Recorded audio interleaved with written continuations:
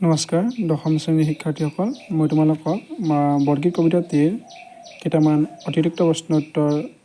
আজি দিম তোমালোকে লিখি ল'বা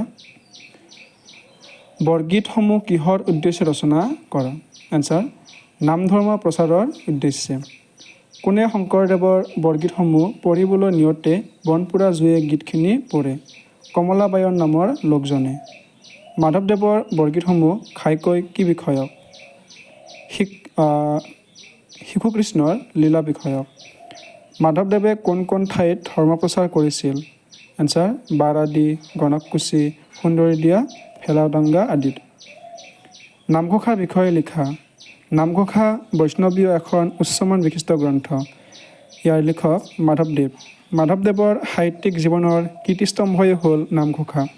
এইখনৰ আন এটা নাম হ'ল হেজাৰী ঘোষা এহেজাৰটা ঘোষা থকাৰ বাবে ইয়াৰ নাম হেজাৰী ঘোষা ৰখা হৈছে এইখিনি তোমালোকে লিখি ল'বা বুজি পাইছানে তোমালোকে কমেণ্ট কৰি জনাবা